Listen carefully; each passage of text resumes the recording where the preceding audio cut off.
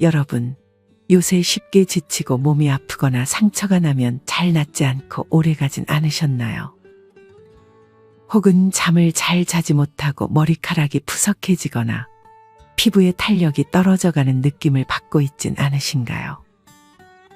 물론 여기에는 다양한 원인이 있을 수 있지만 이 증상들은 몸에 단백질이 부족했을 때 나타나는 대표적인 증상들입니다. 서울백병원 가정의학과 박현아 교수팀이 국민건강 영양조사에 참여한 성인 남녀 1만 5천여 명을 대상으로 단백질 섭취 상태를 분석한 결과 노인 그룹 3명 중 2명은 단백질 권장 섭취량을 충족하지 못한 것으로 나타났습니다. 이는 즉 절반이 넘는 노인분들이 단백질 섭취에 별로 신경을 써주지 못하고 있다는 얘기입니다. 하지만 단백질 결핍은 심하면 사망 위험을 높이기도 하는 만큼 나이 들어 신경 써야 하는 것 중 하나입니다. 물론 나이가 들면 고기 몇 점만 먹어도 속이 더부룩해지는 등 단백질 섭취 시 소화가 힘들어지는 경우도 있습니다. 이는 나이 들수록 소화 능력이 떨어지기 때문인데 이때는 고기와 함께 단백질 분해 효소가 들어있는 파인애플을 같이 먹거나 배나 키위와 곁들여 먹는 것도 한 방법일 수 있습니다. 나이 들수록 단백질이 부족하다고 해서 소화가 안 되는 음식을 먹을 필요는 없습니다. 단백질을 고기 대신 채워줄 수 있는 다양한 음식들도 많습니다. 아마 그중 콩이나 두부 등의 식물성 단백질을 많이 섭취하실 것입니다. 하지만 너무 식물성 단백질만 먹는 것보다는 달걀, 우유, 생선 등의 동물성 단백질도 골고루 섭취해주는 것이 좋습니다. 실제로 100세까지 사시는 노인분들을 보면 고기를 삶아 먹거나 회나 낙지도 좋아하시고 나물도 드시는데 골고루 잘 드시는 것이 특징이었습니다. 젊어서는 사회생활하면서 혹은 친구도 자주 만나면서 고기 같은 것도 많이 드셨을 테지만 나이 들어서는 집에 있는 시간이 많아지고 식구들이 저녁에 들어와 같이 식사를 하지 않는 한은 그냥 밥에 나물 몇 가지만 먹는 분들이 많습니다. 이때가 되면 더더욱 단백질 섭취에 신경 써주는 것이 좋습니다. 여기 요새 손톱도 잘 부러지고 머리카락도 작년보다 너무 가늘어져 탈모 증세를 보이고 있는 60대 강 씨가 있습니다. 강 씨는 평소에 소화가 안 되는 단백질보다는 밥에 김치와 나물을 곁들여 식사를 합니다. 나이 드니 이도 안 좋아지고 소화력도 떨어지니 고기를 안 먹은 지 오래되었습니다. 계란도 굳이 끌리지 않았고 나물을 워낙 좋아했던 강 씨였습니다. 딸이 강 씨의 집에 올 때면 항상 생선이나 고기를 사오지만 이것들은 매번 유통기한이 지난 채 방치되기 일쑤였습니다. 엄마, 사온 거 왜 안 먹었어? 단백질 챙겨 먹어줘야 한다니까. 요새 상처도 잘 안 낫는다며. 그래서 딸은 강 씨의 집에 올 때마다 미리 일주일 정도 숙성시킨 고기를 가져옵니다. 다른 양념을 넣어서 요리하지 않고 물에 삶아 수육으로 먹으면 아주 부드럽게 먹을 수 있습니다. 이렇게 딸이 직접 챙겨줄 때만 강 씨는 단백질을 챙겨 먹었습니다. 하지만 날이 갈수록 강 씨는 몸이 잘 붓고 쉽게 피곤해지는 날이 늘어만 갔습니다. 강 씨는 안 되겠다 싶어 이것저것 찾아봤더니 딸의 말대로 단백질이 부족한 것이 원인일 수 있다는 것을 알게 됐습니다. 강 씨의 시어머니는 90이 넘으셨지만 소화에 지장 없이 아침에 매일 삶은 계란과 배추 된장국을 먹습니다. 강 씨도 시어머니처럼 해봤지만 아침에 밥은 영 끌리지 않아 삶은 계란 2개와 야채 샐러드를 같이 먹기 시작했습니다. 그리고 하루 세끼 현미 콩밥을 해먹으며 식물성 단백질도 부족하지 않게 보충해줬습니다. 그 밖에 김이나 브로콜리, 견과류 등 단백질이 풍부한 식단을 구성했더니 한 번에 좋아진 건 아니었지만 서서히 몸이 회복되는 것을 느꼈습니다. 강 씨는 고기도 이 부위 저 부위 먹어보면서 소화가 안 되는 부위는 피하고 소화가 잘 되는 생선류를 섭취해주면서 다양한 음식을 골고루 먹으며 건강한 노후를 보내고 있습니다. 강 씨는 몸의 이상을 느껴 증상의 원인을 직접 찾아보고 그에 맞게 식단을 조절해줬습니다. 여러분은 어떠신가요? 내 몸에 이상이 생겨도 단순히 나이가 들어서 당연한 노화의 결과라고만 생각하진 않으셨나요? 혹은 귀찮아서 그냥 평소 하던 식습관을 그대로 유지하진 않으셨나요? 몸에 이상이 생기면 병원을 가보는 것도 좋지만 유튜브나 TV를 보며 전문가 분들이 말하는 다양한 의견들을 들어보면서 정확한 원인을 스스로 찾아보려는 노력도 매우 중요합니다. 그것을 바탕으로 의사 선생님과 상담을 받으면 더더욱 정확한 원인을 찾기 수월해질 수 있습니다. 강 씨처럼 단백질이 몸에 부족해져서 나타나는 증상들을 많은 분들이 겪고 있습니다. 많은 분들이 단백질은 근감소증, 즉 근육과만 연관이 돼 있다고 생각하지만 사실 이외에도 단백질은 더 많은 역할을 합니다. 단백질은 우리 몸에서 수분 다음으로 많은 비중을 차지합니다. 사실 피부나 모발뼈, 손톱 전부 단백질로 구성되어 있습니다. 또한 단백질은 면역 시스템인 항체를 구성하고 이런 면역 세포는 감기나 바이러스, 세균, 암세포로부터 우리를 지켜주기도 합니다. 이런 면역세포가 만들어지고 재생될 때 반드시 필요한 것이 바로 단백질입니다. 그렇다면 이런 단백질이 부족해지는 위험 신호를 우리는 어떻게 알 수 있을까요? 오늘은 몸에서 보내는 단백질 부족 신호 4가지에 대해 알려드리겠습니다. 영상 마지막에는 매 끼니마다 어떤 음식을 어느 정도의 양으로 먹어야 하는지도 알려드리니 영상 끝까지 시청 바랍니다. 단백질이 부족할 때 나타나는 위험 신호 첫 번째는 부종, 즉 몸이 붓는 현상입니다. 여러분 혹시 요새 복부나 다리, 손발이 주로 붓는다는 느낌을 받진 않으셨나요? 이렇게 몸이 붓는 증상은 단백질 섭취가 부족할 경우 가장 흔하게 나타나는 증상 중 하나입니다.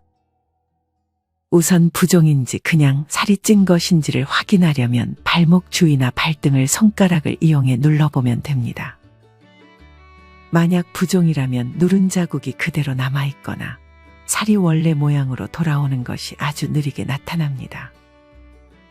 단백질이 부족하게 되면 삼투압이 떨어지게 되는데 이때 혈관 바깥쪽으로 체액이 나가게 됩니다. 이때 누른 자국이 그래도 남아있다면 이는 부종이 많이 진행된 것으로 체액이 약 4에서 5리터 정도 이미 쌓여있다는 의미입니다. 만약 몸이 붓는 증상이 나타난다면 혹시 무리한 다이어트로 몸에 단백질이 부족해진 것은 아닌지 판단해야 합니다. 다이어트 할 때 보통 단백질은 잘 챙겨 먹고 다른 영양소들은 거르는 경우가 많습니다.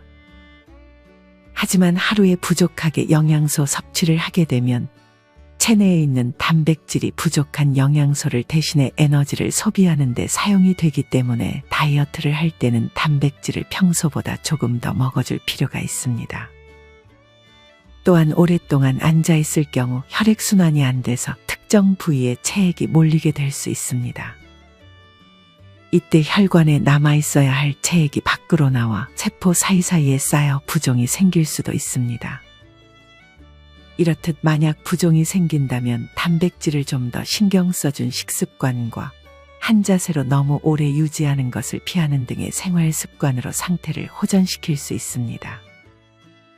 단백질이 부족할 때 나타나는 위험 신호 두 번째는 쉽게 손톱, 발톱이 깨지는 증상입니다. 여러분 지금 혹시 손톱 끝이 갈라지고 손발톱 표면이 매끄럽지 않고 울퉁불퉁하진 않으신가요? 손가락, 발가락 끝에 껍질이 벗겨지고 상처가 생기는 등의 습진 증상 또한 단백질이 부족하면 생기는 현상 중 하나입니다.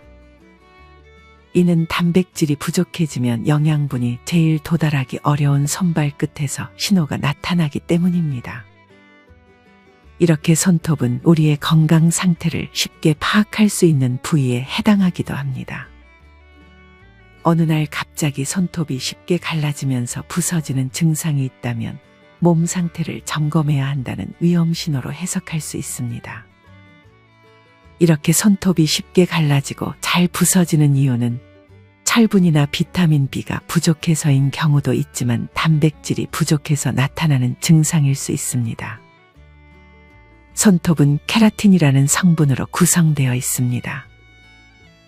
이 케라틴은 손톱의 제일 끝부분에서 수분이 빠져나가는 것을 막아주는 역할을 합니다. 케라틴이 제 역할을 해야 손톱이 갈라지는 현상 없이 제 기능을 할 수 있습니다. 이 케라틴은 단백질로 구성되어 있기 때문에 달걀, 우유 등의 고단백 음식을 먹어 케라틴의 손실을 예방해 줄 수 있습니다. 케라틴이 부족해지면 손톱이 쉽게 갈라지고 깨지는 것뿐 아니라 머리카락이 얇아지는 증상이 나타날 수 있습니다. 여러분 갑자기 샤워를 하다 머리가 한 움큼씩 빠지거나 모발이 들쭉날쭉한 것을 느끼진 않으셨나요? 머리카락도 손톱과 마찬가지로 단백질인 케라틴으로 이루어져 있는데 단백질이 부족해지면서 케라틴이 잘 만들어지지 않으면 머리카락이 점점 얇아지는 것입니다. 단백질의 경우 면역세포를 생성하는 것이 가장 우선순위입니다. 그래서 상대적으로 필요성이 낮은 모발에는 단백질이 잘 전달되지 않을 수 있습니다. 이렇게 모발이 가늘어지면 금방 탈모가 생겨버릴 수 있습니다.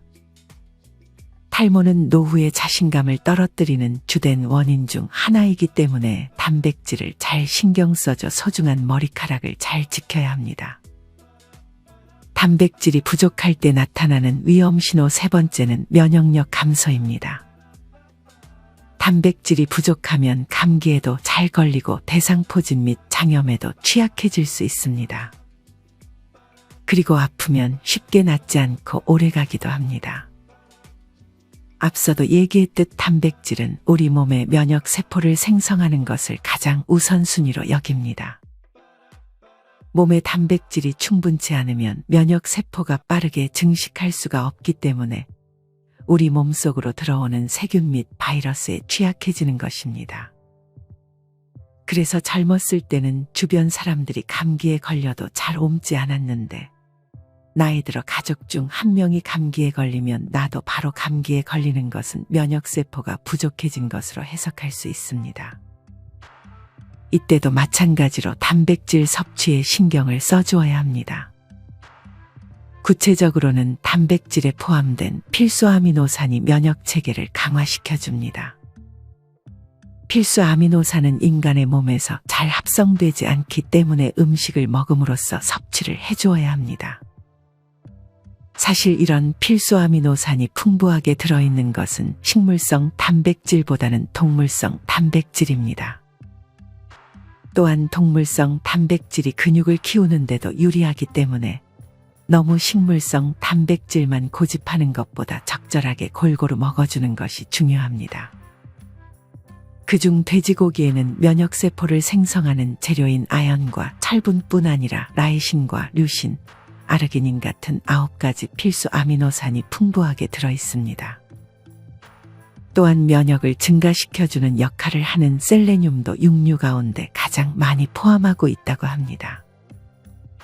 인공 감미료나 과당 가득 들어간 특히나 카라멜 색소로 양념한 고기보다는 집에서 수육으로 드시면 더욱 좋습니다.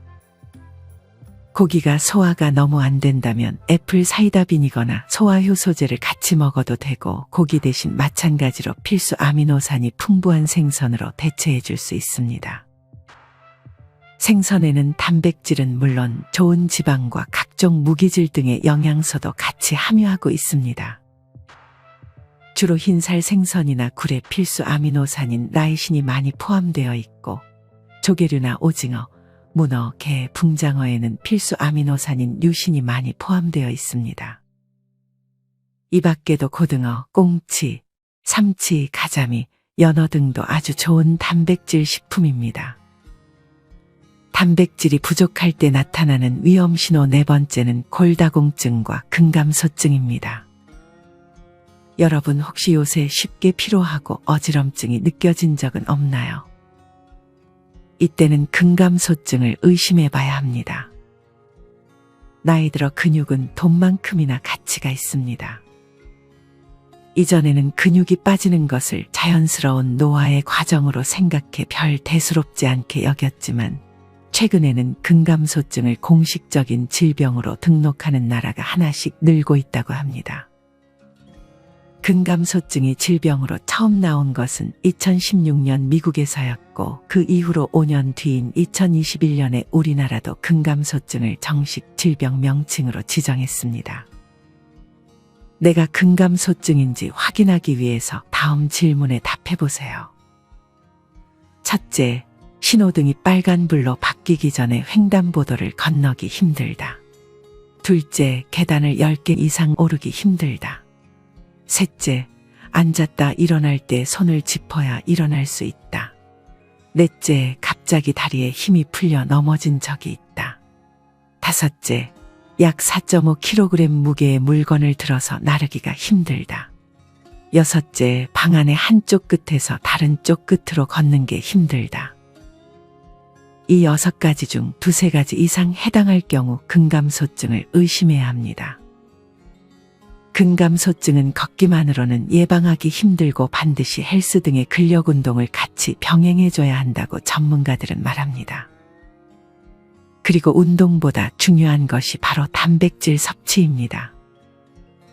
성인 기준 몸무게 1kg당 하루 1g의 단백질, 즉 만약 60kg이라면 하루에 60g의 단백질을 먹어주면 좋지만 나이 들어 근감소증을 예방하기 위해서 노인들은 1kg당 1.2g, 즉 몸무게가 60kg이라면 하루 72g 정도의 단백질을 섭취해 주는 것이 좋습니다.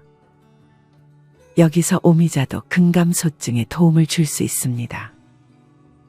오미자는 우리나라 약용작물 중 생산량 1위를 차지할 정도로 널리 쓰이고 있습니다. 농촌진흥청이 전북대 치과대학과 실험한 연구 결과에 따르면 이런 오미자에는 근육과 뼈의 노화를 늦추는 효과가 있다고 합니다. 또한 오미자에는 비타민 AC보다 강력한 항산화 효과를 가지고 있는 휘잔드린이라는 성분이 들어있으며 필수 아미노산까지 두루 함유하고 있어 염증을 완화시켜주고 면역력을 높여주는 데 도움을 줍니다. 오미자는 수확한 뒤 열흘이 지나면 썩기 시작하기 때문에 오미자청으로 만들어 보관하거나 말린 것을 구매해 냉동 보관해 차로 마시는 것이 좋습니다. 오미자청의 경우 깨끗이 씻어 물기를 제거한 오미자를 설탕과 1:1 비율로 섞어 유리병에 넣고 서늘한 곳에 설탕이 녹아버릴 때까지 보관한 뒤 냉장고에 3개월간 숙성시켜주면 됩니다. 오미자차의 경우 말린 오미자 한 움큼을 깨끗이 씻고 찬물 1리터와 함께 하루 정도 우려내고 건더기를 건진 뒤 마시면 그 맛이 일품입니다. 앞서 말씀드린 4가지 신호. 첫째, 부종 즉 몸이 붓는 현상이 있거나, 둘째, 쉽게 손발톱이 깨지거나 모발이 얇아지는 현상, 셋째, 면역력이 감소되어 감기 등 질병에 잘 걸리는 현상, 넷째, 근력이 감소하는 현상 등이 느껴지면 식습관에 단백질을 많이 추가해 주어야 하는 신호로 받아들일 수 있습니다. 사실 많은 분들이 어떻게 식사를 구성해야 하는지, 어떤 음식에 몇 그램 정도의 단백질이 들어있는지 잘 알지 못해 식단을 바꾸는 것에 어려움을 겪을 수도 있습니다. 60kg을 기준으로 하루 단백질 60에서 72g을 먹으려면 몇 끼마다 어떤 음식을 얼마 정도 추가해줘야 하는지 설명드리겠습니다. 여러분은 여러분 몸무게에서 1에서 1.2배를 곱해 그 정도 드시면 됩니다. 우선 3끼를 먹는다는 가정하에 따로 단백질을 추가해주지 않아도 밥이나 나물 등의 반찬만으로 하루 총 20g의 단백질 정도는 섭취할 수 있습니다. 내가 만약 60kg이라면 나머지 40에서 50g 정도의 단백질을 추가적으로 먹어주면 좋은데 이를 3으로 나누면 한 끼당 13에서 17g 정도의 단백질을 추가해줄 수 있습니다. 한 끼당 13에서 17g 정도의 단백질을 추가하려면 한 끼를 먹을 때 계란 2에서 2.5개를 추가해서 먹거나 두부 3분의 2모, 살코기 손바닥 반 정도, 생선 작은 토막 1.5개, 닭가슴살 반 토막, 우유 1컵 반, 이 중에서 한 가지를 몇 끼니마다 추가해 줄 수 있습니다. 만약 60kg보다 몸무게가 많이 나간다면 이보다 조금 더 추가해 줄 수 있고, 적게 나간다면 여기서 조금 줄여줄 수 있습니다. 계란을 먹을 경우 섬유질이 많은 야채를 곁들이면 더욱 좋습니다. 특히 계란을 먹으면 콜레스테롤이 올라간다고 생각하지만 과하게 먹지 않는 이상 노른자까지 먹어줘도 크게 이상 없다고 합니다. 그래도 불안하시거나 고지혈증이 있는 경우에는 흰자만 골라 먹어주는 것도 좋다고 합니다. 이 밖에 렌틸콩 반컵에는 단백질 9g뿐 아니라 칼륨과 엽산, 마그네슘이 함께 들어있고 병아리콩 반컵에는 단백질 7g과 함께 칼슘, 식이섬유, 철과 인이 들어있습니다. 그리고 만약 식사에서 단백질을 놓쳤다면 호박씨를 간식으로 먹음으로써 단백질을 보충해 줄 수 있습니다. 호박씨에는 100g당 무려 단백질이 19g이 들어있고 이 밖에도 마그네슘, 망간, 그리고 항산화 효과에 도움을 주는 비타민 E가 같이 들어있습니다. 사실 시중에 단백질 보충제가 많이 나와 있지만 이런 보충제에는 가공이 많이 들어가 있고 단백질만 들어있는 경우가 많습니다. 이보다는 단백질도 충분히 들어가 있고 다른 좋은 영양분이 같이 들어있는 식품을 섭취해 주는 것이 더 좋습니다. 내가 좋아하는 음식 하나만 계속 먹는 것보다는 여러 단백질 식품을 골고루 돌려가면서 균형 있게 섭취해 주는 것이 좋은 방향입니다. 이 중 나에게 안 맞는 음식이 있을 수 있습니다. 우유를 먹으면 장이 부글부글할 수 있고 돼지고기를 먹었을 때 배가 더부룩하고 변도 잘 안 나온다면 그런 음식만 피해주고 나머지 음식은 골고루 섭취해 주는 것이 좋습니다. 특히나 동물성 단백질은 안 좋다고 생각하는 분들이 계십니다.